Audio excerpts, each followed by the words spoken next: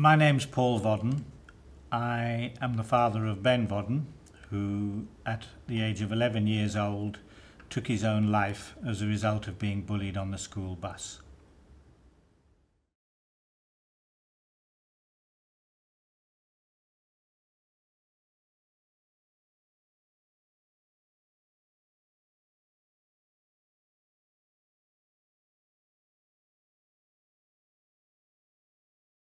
It is 2017. Ben would be 21. Yeah. Ben would be 21, perhaps at university. Yeah. I think you do, in a sense, you always remember him as you last knew him when he was 11. But you do think, what would he be like today? What would he be doing? Speaking for myself, life goes on. You can't stop living. Your day-to-day activities continue. You smile, you laugh, but there's always something missing.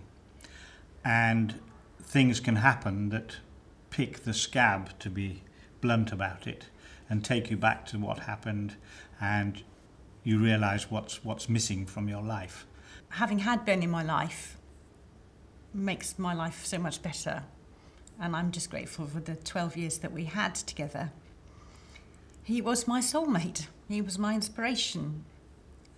We still have a daughter who we love very much. We're a very close family. But it was such a waste, such a tragedy, that something seemingly so small, just a bit of name calling, should lead to such an irreversible and tragic outcome. Now, we don't know precisely what happened, and I suppose in these sort of circumstances you don't, but we do know that the bus driver had joined in. At a subsequent meeting that Caroline had with the bus driver shortly after the inquest, he said that he was thought he was involved in a bit of schoolboy joshing. Ben would come home from school and say, "Oh, I hate my bus driver. He's being horrible to me." I don't know that we knew straight away that he was being called names, but we found out subsequently that the bus driver had been calling him names, and some of the other children had actually been encouraged to, or we were told, had been actually encouraged to go and use the bus microphone to call Ben names over the microphone. At the end of the day, he came home from school and he seemed quite cheerful. He was always incredibly bubbly and lively and joking, and his photograph says it all, really. He'd only just had his school photograph taken. I said, what sort of day have you had? And he said, oh, it was fine, actually. He said, the bus driver was quite nice to me. And then later that same afternoon, I had a phone call from the school to say there'd been an incident on the bus. When I asked Ben about it, he got very defensive and upset and went to his room. I suggested he just had some time out. And then he came to see me and he gave me a big hug and he said, "I'm sorry, Mummy." And I said, "I'm sorry too, but you know, when your dad gets home, we'll talk about it and we'll see what we can do to help." And then he walked off down the landing and shut himself into his bedroom, and that was it. We just had no idea that the balance had been tipped. He thought he was dealing with the situation. We thought the school was dealing with the situation. We thought we were dealing with it together.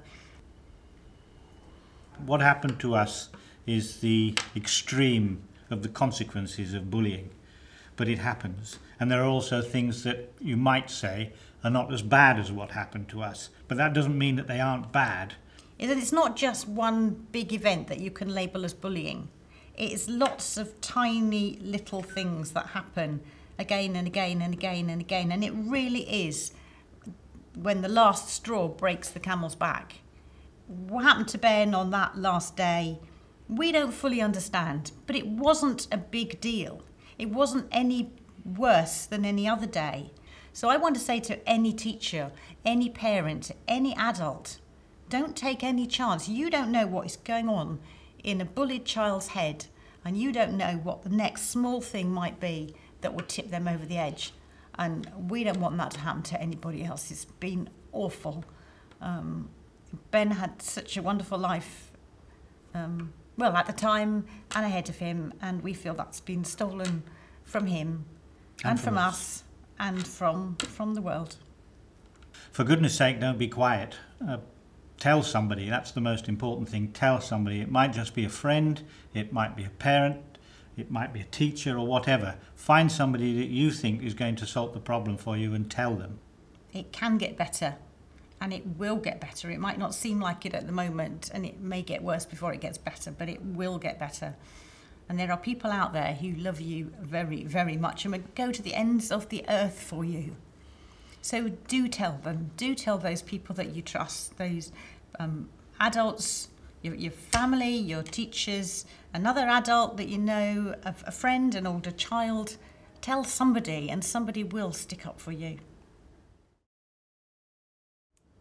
I'm Caroline, I'm Ben's mum, and I'm really pleased to be taking part in this filming for the Diana Award and Anti-Bullying Ambassadors, because Ben was bullied. He was only 11, nearly 12, his first term at secondary school, and he took his life because of being called names, mainly on the school bus.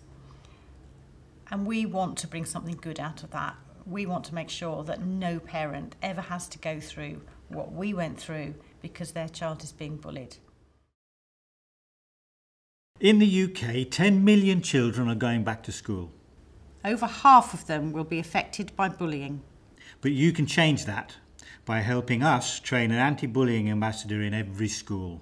Go to www.antibullyingpro.com/back-to-school to find out how.